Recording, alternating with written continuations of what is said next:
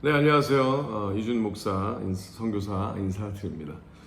하나님께서 하나님의 사람들에게 하나님의 거룩한 마음을 심어주시고 말씀하기 시작을 하실 때 참 아름다운 일이죠. 네, 하나님은 모든 하나님의 자녀들에게 말씀하십니다. 이제 성경을 통하여 우리가 하나님의 거룩한 마음을 알게 되고 또 선한 이웃들의 증거를 통하여 하나님의 말씀을 전도받게 되고 이렇게 하면서 우리의 생각의 흐름에 과연 하나님이란 분이 살아계실까? 전능자라는 신이 존재하시나? 라는 정직한 질문을 해가며 하나님께서 각자의 삶과 각자의 결정의 흐름과 성품과 또 그들의 생각의 어떤 모든 향방성을 하나님께서 다 아시고 하나님께서 그 중에 하나님의 은혜를 허락하여 주사 하나님을 알게 하시는 것은 기적이자 정말 아름다운 일입니다. 하나님께서는 말씀으로 모든 우주를 창조하셨기 때문에 우리가 원하든 원치 않던 벌써 말씀으로 이루어진 가운데 우리가 있게 되는 거죠. 그래서 하나님은 자연을 통하여도 말씀하신다라는 그 개념은 벌써 말씀으로 이루어진 자연이 우리의 삶에 연관되어 다 움직이는 모든 여정 가운데 하나님을 더듬어 찾아 알게도 하시는 기적이 일어나기도 한다는 사실이죠. 근데 더 아름다운 사실은 하나님께서는 그것이 좀 더 온전하게 우리의 삶에 이루게 하시기 위하여 말씀 자체이신 예수 그리스도를 이 땅에 보내셨어요. 예수님께서 십자가에서 우리의 죄를 대속하시기 위하여 죽으시고 그래서 하나님께서 나를 하나님께 가까이 하길 원하셔서 내 마음과 내 생각이 하나님의 마음을 알게 하시려고 하나님의 말씀 자체가 이 땅에 육신을 입고 오사 우리가 말씀 자체이신 예수 그리스도와 함께 십자가에서 즉 나 때문에 죽으셨구나, 나를 살리려고 하시는구나, 그러면 하나님의 의도를 받아들이고 예수님이 행하신 십자가의 그 일, 즉 하나님의 그 계획이 이루어짐을 나도 소망하는 마음으로 그것을 바라보고 믿기 시작을 하면은 예수 그리스도와 함께 십자가에 못 박힌, 즉 내 죄를 위하여 죽으셨으니까 그걸 온전히 받아들임으로 하나가 되기 시작을 하면 하나님께서 하나님의 영이 우리 안에 들어오사 예수 그리스도의 영, 즉 하나님의 영이 우리 안에 들어오사 이제는 하나님의 말씀을 귀로만 듣는 자가 아니라 하나님과 동행하는, 즉 하나님과 대화하며 하나님의 동행하는 하나님의 말씀 자체가 되게 하기 시작했다는 거죠. 예수 그리스도의 살을 먹고, 즉 말씀을 먹고 예수 그리스도의 피를 마시고 하나님의 거룩한 정기를 들어 마신 자처럼 살과 피를 마셔 말씀 자체가 되어가는 삶. 즉 뭐예요? 하나님께서는 우리와 그렇게 말씀하길 바라시고 우리가 하나님의 말씀 자체가 되기를 바라신다는 사실이죠. 그렇습니다. 근데 하나님께서 우리에게 벌써 말씀하셔도 자주 우리는 하나님의 마음을 모른다는 거예요. 벌써 말씀하셨는데도 그러니까 하나님이 보시기엔 말씀하셨어요. 말씀을 시작하셨을 수 있죠. 근데 하나님이 말씀을 시작하신 그 자가 하나님의 마음을 잘 몰라 헤맬 때가 많다는 거죠. 그리고 아예 감지를 못할 때가 많다는 거예요. 자, 그거에 대해서 하나님께서 허락하시는 말씀이 열왕기상 우리 살펴보고자 하는 17장의 말씀이기도 합니다. 같이 들어갈까요? 열왕기상 17장. 길라스에 우거하는 자 중에 디셉 사람 엘리야가 아합에게 고하되 나의 섬기는 이스라엘 하나님 여호와의 사심을 가리켜 맹세하노니 내 말이 없으면 수년 동안 우로가 있지 아니하리라 하니라. 여호와의 말씀이 엘리야에게 임하여 가라사대 너는 여기서 떠나 동으로 가서 요단 앞 그릿 시냇가에 숨고 그 시냇물을 마시라. 내가 까마귀들을 명하여 거기서 너를 먹이게 하리라. 와우, 굉장히 레디컬한 말씀이죠. 계속 읽어드릴게요. 저가 여호와의 말씀과 같이 하여 곧 가서 요단 앞 그릿 시냇가에 머물매 까마귀들이 아침에도 떡과 고기를 저녁에도 떡과 고기를 가져왔고 저가 시내를 마셨더니 땅에 비가 내리지 아니하므로 얼마 후에 그 시내가 마르니라.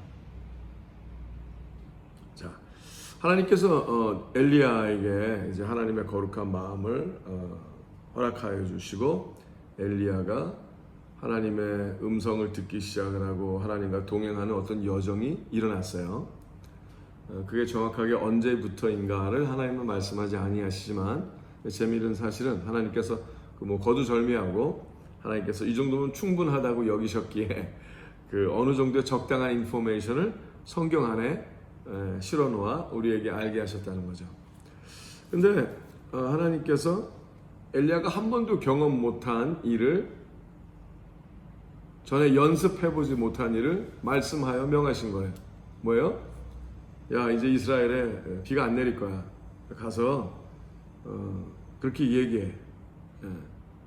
근데 그 말을 듣고 엘리야가 하나님의 그 명령하심이 그의 마음과 생각에 꽉 차서 그걸 행동에 옮깁니다. 우리가 하나님의 말씀대로 살아가려면은요, 그냥 말씀을 귀로만 듣는 게 아니라 그 하나님의 말씀과 생각이 꽉 차야 돼요. 그래서 말씀을 주야로 묵상하는 게 중요한 게 뭐냐면 그냥 알아 한번 들었어가 중요한 게 아니라 꽉 차는 게 중요하다는 거죠. 근데 감사하게 엘리야가 그걸 실제로, 그래서 하나님의 말씀이 임하다라는 건 이렇게 넘치는 어떤 개념도 있는 거예요. 와, 그래서 얘기합니다. 그러고서 하나님께서 요단 앞 그릿 시냇가에 숨고 시냇물을 마시라. 내가 까마귀들을 명하여 거기서 너를 먹이게 하리라. 근데 이것도 경험해보지 않았잖아요. 어떻게 돼? 이걸 경험하려면 어떻게 되죠? 그렇죠. 일단 그릿 시냇가로 가야죠. 거기 숨어야죠. 그리고 까마귀가 오나 안 오나를 경험해야죠. 자, 하나님께서 말씀하신 자는요, 그 말씀이 살아 움직이기 시작하려면은 말씀대로 해봐야 되는 거예요.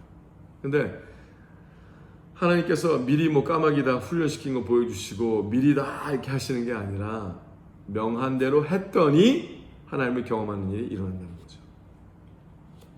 그래서 갔더니 실제로 하나님께서 까마귀들을 명하여 아침에도 떡과 고기를, 저녁에도 떡과 고기를 가져왔고 저가 시내를 마셨더니, 근데 재미있는 일이 일어났어요. 얼마 있다가 시냇가가 마른 거예요. 자, 그때 엘리야는 어땠을까요? 여러분이라면 어떻게 하셨겠어요? 당신이라면 어떻게 하셨겠어요? 저라면 어떻게 했을까요? 아니, 하나님 여기까지 보내셔서 물이 마르면 어떡하지? 그리고 또 하나님을 주시했겠죠. 근데 중요한 사실은 이때 엘리야가 하나님에게 막, 성경에는 컴플레인 했다는 얘기는 없어요. 불평했다는 얘기는 없어요. 이제 속으로 그랬을까요? 근데 재미있는 사실은 여호와의 말씀이 또 임하신 거예요. 자, 그러면은 만약에 하나님의 사람이시라면 어떤 하나님이 원하셔서 어떤 일을 순종할 때 어떤 흐름이 잘 안 될 때 있잖아요. 하나님이 명하신 걸 했는데 힘들어져요. 안 돼요. 그리고 뭔가 망가지기 시작해요. 시냇가가 마르기 시작해요. 자, 그러면 경기를 일으키시는 것보다도 하나님 말씀하세요. 하나님의 그 다음 흐름이 무엇인지 말씀하실 때가 된 것을, 하나님께서 분명하게 명하실 때가 된 것을 감지하셔야 돼요. 아멘. 그러한 하나님의 사람들이 되시길 바랍니다. 믿음의 사람이 되시길 예수님으로 축복하며 기도합니다. 자, 그때 재미있는 일이 있어요. 여호와의 말씀이 엘리야에게 임하여 가라사대 너는 일어나 시돈에 속한 사르밧으로 가서 거기 유하라. 내가 그곳 과부에게 명하여 너를 공개하게 하였느니라. 하나님께서 어떤 과부에게 명했대요. 벌써 말씀하셨대요. 뭐라고요? 엘리야를 공개하라고. 같이 먹고 살게 하라고요. 섬기라고요. 그래서 믿고 엘리야가 가는 거죠. 참 재미있는 상황이 연출됩니다. 저가 일어나 사르밧으로 가서 성문에 이를 때 한 과부가 그곳에서 나뭇가지를 줍는지라. 이에 불러 가로되 청컨대 그릇에 물을 조금 가져다가 나로 마시게 하라. 봐요. 분명히 하나님이 말씀하셨다고 그러는데 여자가 엘리야를 거두도도 안 봐요. 근데 하나님께서 엘리야에게 그 과부를 먼저 보게 하세요. 딱 만나게 하시고. 그러면 저 같으면 어쩌면 이랬을 것 같아요. 아니, 하나님이 당신한테 말씀 안 했냐고? 나 공개하라고? 근데 엘리야가 안 그럽니다. 왜냐? 제가 보기에는요, 하나님께서 엘리야의 마음, 그러니까 엘리야가 시냇가에서 계속 기다리면서 시냇가가 마르는 그 모든 여정에 본인의 하나님이 나에게 말씀하신 게 분명한데 이게 말씀대로 될까 고민했던 그 모든 여정, 그리고 하나님께서 이스라엘에 비가 내리지 아니하리라 할 때 한 번도 경험하지 않았지만 그 하나님의 말씀대로 될까 하면서도 같은 그 모든 여정 안에 본인도 의심했고 본인도 하나님이 말씀하셨는데 말씀 안 하셨었던 것 같은 어떤 이런 헷갈리는 confused된 그런 모든 마음을 본인도 경험하였기에 이 여자를 보면서 하나님께서 알게 하셨던 게 있는 거죠. 말씀하셨어도 이 여자가 온전히 알아들을 수 없을 때가 있다라는 거죠. 자, 하나님께서 하나님의 사람들을 도시와 나라로 파송시키고 저희도 하나님께서 계속 여러 나라로 선교의 길을 파송하게 하시죠. 그리고 도시를 살리게 하시고 나라를 움직이게 하시고 한 일이 일어나고 있습니다. 근데 가서 만나는 모든 여정에 만나는 우리 뭐 선교팀들도 그렇고 뭐 요원들도 그렇고 하나님의 사람들도 사실 많은 때 긴가민가 하는 거예요. 저도 그럴 때가 많죠. 연약한 사람이니까. 근데 그들을 만나면은요, 벌써 하나님께서 그들에게 말씀하셨어도 그들이 모를 수 있어요. 그들이 억지로 부인하고 억지로 벌써 하나님은 말씀하셨는데 말씀하신 하나님과 싸우려는 마음을 가질 수도 있어요. 사르밧 과부도 그런 거죠. 말씀하셨는데 생각을 안 해요. 하나님의 선지자가 실제로 왔어도 이 여자가 어쩌면 살짝 알고 있을 거예요. 저 사람일지도 모르다. 그런데 아예 내색도 못하는 거죠. 하지만 엘리야는 뭐예요? 이 여자를 바라보는 것보다 이 여자를 설득하려는 것보다 하나님이 말씀하신 걸 믿은 거예요. 저 과부를 통하여 하나님께서 나도 같이 먹고 살게 하시겠구나, 공개하시겠구나. 하지만 이 일은 저 과부가 할 일이 아니라 하나님이 하시는 일이구나. 그래서 그 과부를 나무라진 않고요, 그 과부를 도와줍니다. 하나님의 말씀을 더 온전히 들을 수 있게. 자, 그만큼 시냇가에 있었던 엘리야보다 지금 많이 성숙해진 거예요. 그래서 이렇게 얘기를 해요. 청컨대 물을 조금 가져다가 나로 마시게 하라. 저가 가지러 갈 때, 자, 하나님께서 공개하라 그랬으니까 공개에 아주 평이한 일, 평범한 일, 즉 나그네에게 물 주는 일은요, 하나님의 마음을 허락했은 모든 자에게 허락하시는 것을, 그러니까 살짝 먼저 하게 하는 거죠. 물 한 잔만. 근데 그 일이 일어납니다. 저가 가지러 갈 때 엘리야가 저를 불러 가로되 청컨대 내 손에 떡 한 조각을 내게로 가져오라. 즉 하나님이 말씀하신 대로 엘리야는 벌써 믿고요, 이 여자에게, 하지만 명령하기보다는 힘들게 체스타이즈하고 막 이렇게 하기보다는 살짝 하나님의 말씀이 온전히 이루어지게 권유를 하는 거죠. 그랬더니 저가 가지러 갈 때, 근데 이 여자가 얘기합니다. 한 조각을 내게로 가져오라 그러니까 12절에 저가 가로되 당신의 하나님 여호와의 사심을 가리켜 맹세하노니 나는 떡이 없어요. 없는데 왜 달라고 그래? 떡이 없고 다만 통에 가루 한 움큼과 병에 기름 조금뿐이라. 내가 나무가지 두엇을 주워다가 나와 내 아들을 위하여 음식을 만들어 먹고 그 후에는 죽으리라. 자, 근데 하나님은 뭐라고 하셨어요? 과부에게 명했다고 그랬잖아요. 근데 과부는 믿지 않은 거죠. 믿지 않은 거예요. 그래서 표현을 하길 뭐예요? 나도 이거 먹고 죽을 거예요. 절망입니다. 근데 과부에게 벌써 말씀하셨다고 하는 하나님의 그 말씀에는 어쩌면 이 과부의 상상 속에, 환상 속에 자기도 넉넉하고 자기 아들도 같이 넉넉하여 하나님의 사람들을 먹이고 싶은 마음이 있었을 수 있죠. 잠깐 하나님께서 그 생각을 비췄을 수 있어요. 근데 여자는 자신의 환경이 너무나 힘들다 보니까 애써 도리어 외면했을 수 있죠. 아, 내가 왜 이렇게 헛생각을 하지? 내가 왜 이렇게 헛된 것을 상상하지? 근데 사실은 하나님께서 말씀하셨다는 거죠. 근데 여자는 그냥 본인의 속생각, 헛된 생각이라고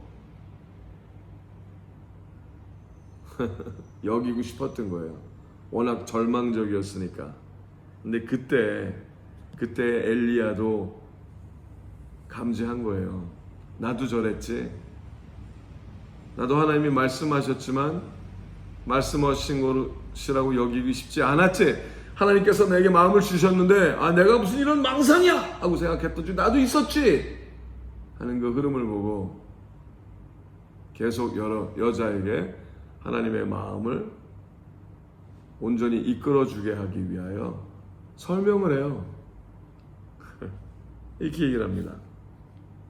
엘리야가 저에게 이르되 두려워 말고 가서 내 말대로 하려니와 먼저 그것으로 나를 위하여 작은 떡 하나를 만들어 내게로 가져오고 그 후에 너와 내 아들을 위하여 만들라. 이스라엘 하나님 여호와의 말씀이 나 여호와가 비를 지면에 내리는 날까지 그 통의 가루는 다 하지 아니하고 그 병의 기름은 없어지지 아니하리라 하셨느니라. 저가 가서 엘리야의 말대로 하였더니, 자, 중요한 게 있어요. 자, 이제 여자에겐 초이스가 있는 거예요. 저절로 되는 게 아니에요. 선택해야 되는 거예요. 해봐야 되는 거죠. 믿음은요, 행동을 요구하는 거예요. 벌써 모든 행동을 다 할 만큼 믿음이 다 생겨서 하는 게 아니에요. 할까 말까가 있어요. 그때 이득을 쫓지 아니하고 정하고 옳은 것을 쫓으면 하나님이 허락하신 믿음의 여정에 첫 발을 띨 수 있는 일이 생기기 시작을 하는 거예요. 발을 띄십시오. 용기를 가지십시오.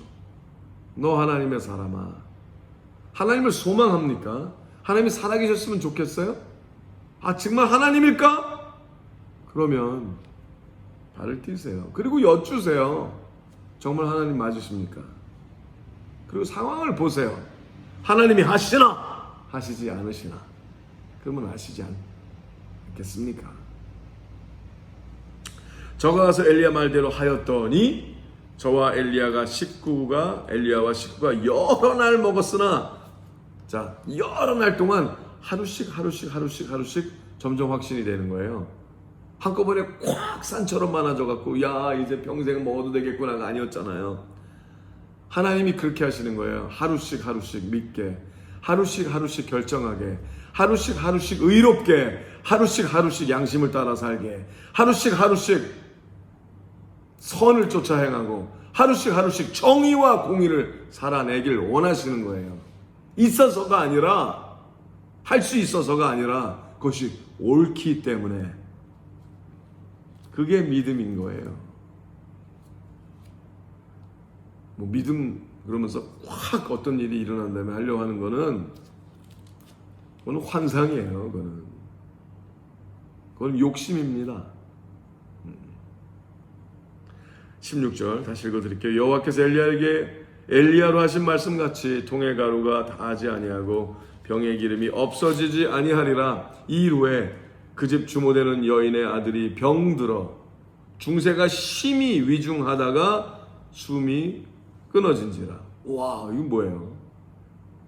여인이 엘리야에게 이르되 하나님의 사람이여, 당신이 나로 더불어 무슨 상관이 있기로 내 죄를 생각나게 하고 또 내 아들을 죽게 하려고 내게 오셨나이까? 근데 왜 엘리야는 여인의 아들이 병들었을 때 하나님께 부르짖지 않았을까요? 왜 증세가 심히 위중할 때 부르짖지 않았을까요? 숨이 끊어졌을 때도 아무것도 할 수 없었을까요? 제가 보기에는요, 그게 엘리야의 문제였어요. 항상 절망감이 있는 거예요. 미리 구하지를 못하는 거예요. 항상 나름 최선을 살았겠죠, 엘리야도. 근데 미리 하나님의 마음을 구하지 아니하고 나름 최선을 살지만 항상 절망할 수밖에 없었던 삶을 그도 살았던 거예요. 굉장히 수동적인 믿음인 거죠. 수동적. 그래서 하나님 나에게 말씀하시면 내가 하겠다. 굉장히. 근데 하나님은 수동적인 자를 원하시는 게 아니라 능동적인 믿음을 원하시는 거거든요. 하나님을 찾고 하나님의 거룩함을 구하고 하나님의 뜻을 구하여 하나님 날 좀 써주세요. 하나님 나에게 나를 사용하여 주세요. 내가 원합니다. 내가 그냥 이렇게 비루하게 살다가 죽는 거로 끝나는 게 아니라 정말로 하나님과 멋있게 위대하게 동행하며 살고 싶습니다. 그게 잘 안 됐던 거예요. 근데 여인이 하나님의 사람이잖아. 왜? 그렇게 해서 왔으니까, 같이 살았으니까. 이렇게 또 먹군 살았어요. 먹군 살았지. 좀 이제 삶이 피기 시작하는 거죠. 하지만 죽었잖아요. 이러려고 왔냐? 그러는 거예요.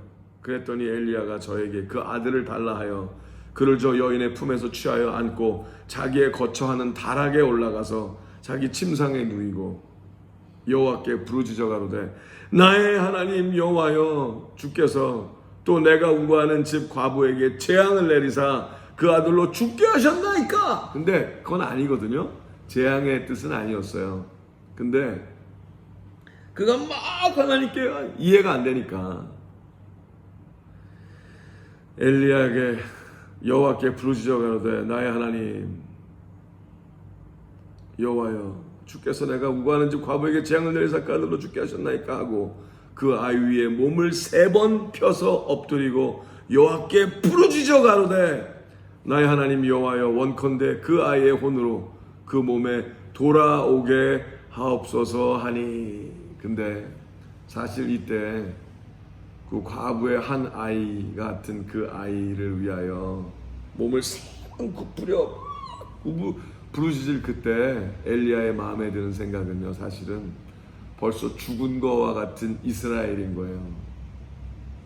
솔로몬의 그 영광이, 솔로몬의 그 죄로 말미암아 다윗의 그 영광이 그 아들 때에 가서 모든 게 망가져 나간 지가 한 세대가 지나간 그 흐름에 벌써 이스라엘이 그 솔로몬 때 그 모든 영광이 다 깨부서져 버리고 망하여 버리고 이렇게 처참하게 몰락된 상태까지 온 그 하나님의 아들과 같은 그 이스라엘이, 근데 그때까지 온전히 부르짖지 못한 거예요. 다 죽은 것과 같은데 그제서야 부르짖는 자신의 모습을 스스로 발견해낸 거예요. 그때 하나님께서 일어나게 하신 일이 있죠. 여호와께서 엘리야의 소리를 들으심으로 그 아이의 혼이 몸으로 돌아오고 살아난지라. 와. 엘리야가 그 아이를 안고 타락에서 방으로 내려가서 그 어미에게 주며 이르되 보라, 내 아들이 살았느니라. 와, 얼마나 좋았을까요? 근데 그때 여인이 이야기를 합니다. 근데 기억나세요? 하나님께서 솔로몬이 엘리야에게 내가 그 여인에게 말해서 너를 공개하게 하였느니라. 지금 하나님의 계획이 여인에게도 있었던 거예요. 엘리야를 통하여, 여인을 통하여 엘리야도 가르치시는 거예요. 이 사건을 통하여 가르치시는 거예요. 그때 여인이 이렇게 얘기합니다. 마지막 절이죠, 오늘 말씀에. 여인이 엘리야에게 이르되 내가 이제야 당신은 하나님의 사람이시요 당신의 입에 있는 여호와의 말씀이 진실한 줄 아노라 하니라. 근데 그 죽은 아이가 살아난 그때 여자 입술을 통하여 이제 엘리야가 확 깨달은 거예요. 이스라엘을 살리시겠구나. 하나님께서 이스라엘을 죽이시려는 게 아니라, 시름시름 앓다가 죽이시려는 게 아니라 이스라엘을 살리시겠구나. 이때부터 엘리야가 적극적으로 변합니다. 적극적인 신앙. 하라는 것만 겨우 하는 게 아니라 하나님 나를 보내소서. 하나님 내가 하나님의 사람으로서 불과 같이 전 생명을 타오르게 드리리이다. 내가 하나님을 사랑하나이다. 이제야 진정으로 하나님을 사랑하여 적극적인 사랑을 하는, 사랑을 구애하는 자가 되는 거예요. 모든 믿는 자는 그것이 필요합니다. 수동적인 믿음은 스스로도 겨우겨우 연명될 수 있어요. 하나님은 사랑이시죠. 적극적으로 사랑하시는 분이고 능동적으로 사랑하시는 분이고 어떻게 보면 공격적으로 사랑하는 분이시죠. 정말로 믿음을 원하십니까? 그렇다면 오늘 결정하십시오. 나도 적극적으로 하나님의 나라를 구하고 나아가 하나님 나를 보내시옵소서, 하나님 나를 사용하시옵소서, 하나님의 영광을 위하여 아무것도 아끼지 아니하겠나이다. 왜냐? 하나님께서는 나를 위하여 아무것도 아끼지 아니하시고 독생자를 아끼지 아니하시고 죽기까지 십자가에서 허락하셨으니 나도 이제 아무것도 아끼지 않는 하나님의 거룩한 자녀가 되길 원하나이다 하는 바로 그 당신이 되시길 예수님의 이름으로 축복하며 기도합니다. 샬롬.